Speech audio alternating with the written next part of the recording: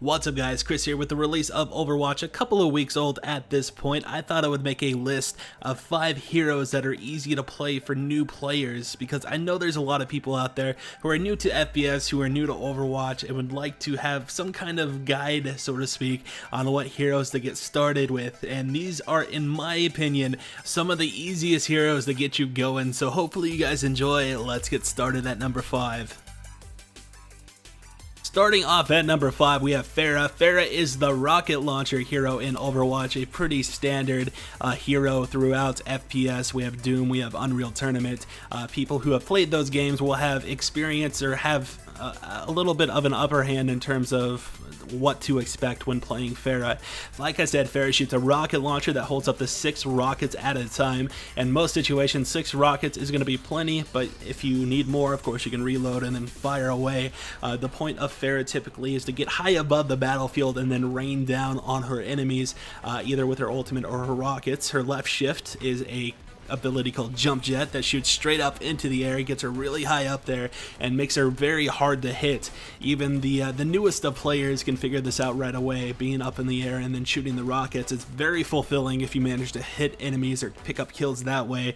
Typically, when playing Pharah, you will want to be up in the air. You have a huge vantage point and can take out turrets from Torbs, Symmetras, or even Bastions who are raining havoc on your team. You can take them out from long range rather easily with the rockets, so that's one of the pluses of Pharah. One thing to keep in mind is you do have a fuel gauge of sort that you have to kind of pay attention to. If you're not using your spacebar effectively, you will sink to the floor, to the ground, and be finished off by a McCree or something like that. So being able to like land, recharge your fuel bar, and then jump back up is going to be a key to being good at Pharah. Her E is called Concussive Blast, and what happens with this, you shoot out a mini rocket that shoots out like a shockwave as soon as it hits, and then it knocks enemies back or to the side depending on where you cast it. It's very good at getting people off a capture point, off a payload. If they're next to a cliff, you can actually knock them off the cliff and pick up easy kills that way. If you get pulled in by a Roadhog, you can cast it at your feet and it will knock yourself back and hopefully prevent that final blow from Roadhog. Now there's all kinds of different uses with this ability, and you will have to play with it yourself to see how it works. It is unique and definitely serves a purpose. Now her ultimate is called Barrage, and this one is a very powerful and strong ability if used correctly. The strat for using Barrage is to come up behind the enemy team and then let them have it from the back. They're not really expecting that, and you can pick up some kills this way.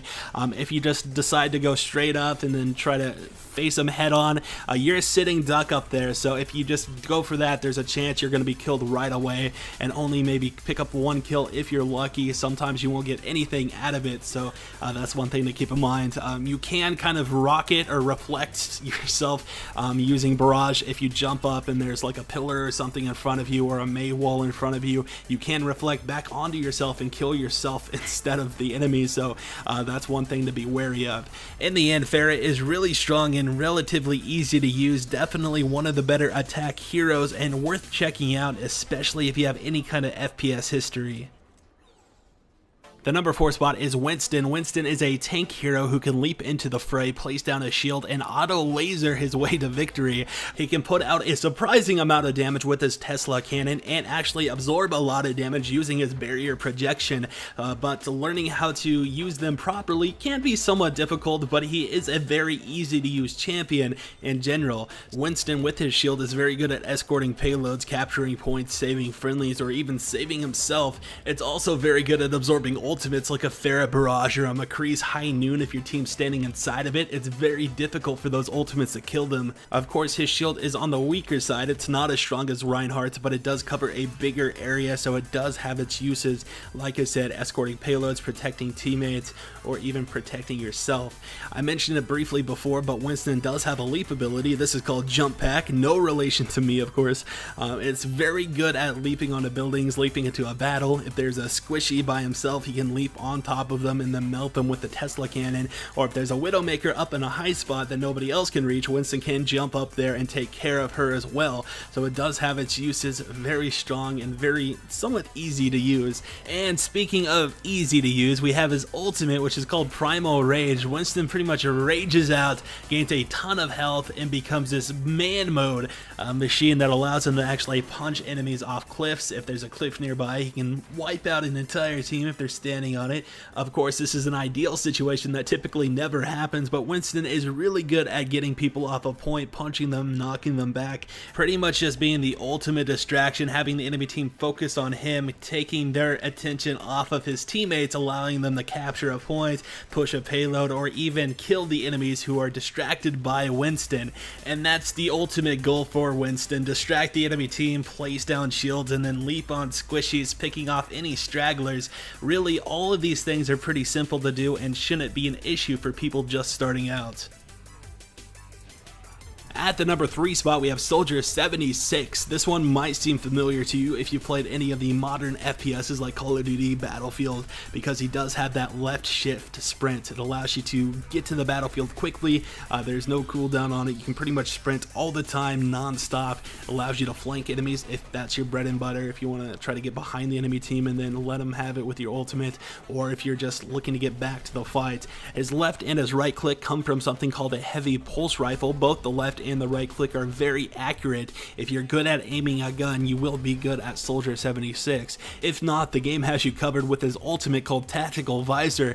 Once he pops this bad boy on, he pretty much effectively gains aimbot, allowing him to auto-target enemies. Once he kills one, he will bounce to another and just unload his clip, and then reload, unload, reload, until the duration ends. And once it ends, you will be back on your own again, so make sure to know that you actually have to aim your gun once the duration ends. Of course, Soldier does have another ability called Biofield or Biotic Field. This allows him to heal himself and his friendlies. It's actually a really effective AoE heal if you use it right. You can activate friendly health bars in your option settings, so you can actually run and try to save your teammates if you want. If you want to play a medic role, an assault medic role, as I like to call it, you can do that.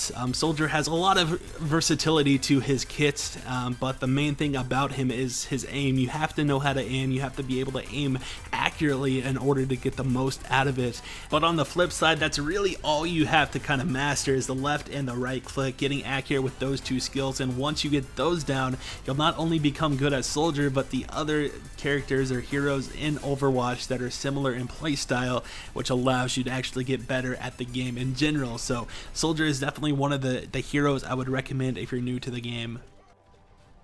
The number 2 spot is going to belong to Reaper, a damage-dealing attack class who can put out a lot of damage if he is left unchecked.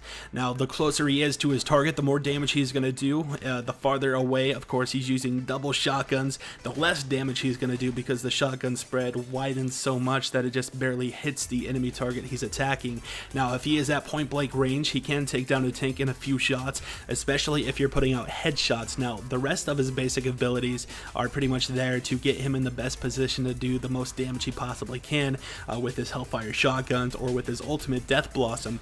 His first basic ability is called the Wraith Form. This allows him to kind of move in the shadows, so to speak. He becomes untargetable, undamageable, but he also can't use his own abilities, so he's pretty much just a ghost that travels through the battlefield. It does have a decent duration, so you can kind of chase him down and wait for it to end and then finish him off if you want. Typically, he will either use it to escape a battle if he drops low, or he will use it to kind of get in the middle of the enemy team and then use his ultimate. Now, his other basic ability is called Shadow Step. This allows him to teleport himself after a short duration to a specific area. He can use it to get on top of buildings, get on top of bridges, get on top of arches, and the reason you would do this would be to drop down on the enemy team to kind of surprise them with your Death Blossom. Now, his Death Blossom is his ultimate ability, probably one of the coolest and strongest ultimates in the game. If you don't CC Reaper while he's in the middle of your team and he's Death Blossoming, there's a chance that your team isn't going to survive for very long. He's probably one of the best team killers in the game if left unchecked. If you don't throw out a flashbang, if you don't hook him with the Roadhog, he will kill your entire team if he is in the center of it and using that ability. So that is why Reaper makes this list. He is very easy to use and very strong if used correctly. The number 1 spot is going to belong to Bastion. Bastion is a defensive hero. He will more than likely be seen on defense a majority of the time. Sometimes he will be picked on control points, or even on rare occasions on attack if he's placed on top of a payload and somebody's protecting him.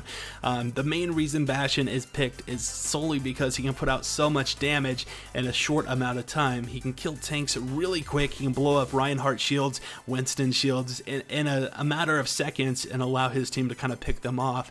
Now, one thing about Bastion, when he is in his sentry mode, he's very vulnerable. He can be killed by a Hanzo, a Widowmaker, a Pharah, anybody with long range who can kind of get to him before he can get to them, pretty much. The thing about Bastion, though, is you want to be unpredictable if you're playing him. If you get a kill in a specific spot, try moving to the left a little bit or moving to a whole new spot altogether and then camp there, because the person that you killed is going to be looking for you, solely because they got killed by a Bastion, and it kind of raises the blood pressure a little bit, and they pick a champion to counter you, and they're going to be looking for you in that spot. So if you switch it up, move to a different location, you can catch them off guard unexpectedly and lay waste to them once again, increasing those salt levels. Also, don't be afraid to jump into the recon mode. People often underestimate the damage you can actually do on Bastion in the recon mode, so it can actually be an easy way to pick up additional kills. One thing I can't stress enough about when playing as Bastion against a Genji, Genji has a skill called Deflection that allows him to reflect the damage back at his attacker, and this includes the bullets from your sentry mode. So if you see a Genji with a whole bunch of swords flailing in front of him, do not attack into it, because it will reflect back onto you and potentially kill you or one of your teammates, because once the bullets go out and hit the deflection, they become hostile and they can actually kill your teammates. So be extremely careful when facing off against a Genji. Now we have Bastion's E ability. This is called self-repair. This allows Bastion to heal himself after taking damage. Now keep in mind, if you get attacked while you're using your self-repair, it will be interrupted. So you want to make sure you're not getting attacked and that you're not in the open, because you're extremely vulnerable when trying to heal yourself with self-repair. And last but not least, we have Bastion's ultimate. This is called Configuration Tank, and it's pretty self-explanatory. Bastion becomes mobile and turns into a tank, firing off shells that do a lot of damage. If the shells hit directly on an enemy champion, it can one-shot them, especially a squishy like an attack champion or specific support champions. Bastion can clear a whole team with his ultimate ability if the enemies are lining up for it. So he's very powerful and actually more tanky because he gains additional armor while in the tank form, so you have to use it wisely, because if teams focus you, if you get a little cocky, jump in the middle of 6 while in the tank form, you can be CC'd still, you can be flashbanged, hooked, Zarya ulted, Mei frozen, etc. So you want to kind of play it back a little bit. Don't get overly aggressive. Don't jump into the middle of a group of enemies if you don't think you can handle them. And keep in mind, once that tank form ends and you happen to not kill any of the enemies you jumped in the middle of, you will be stuck vulnerable inside that recon form surrounded by enemies, and you will more than likely be finished off.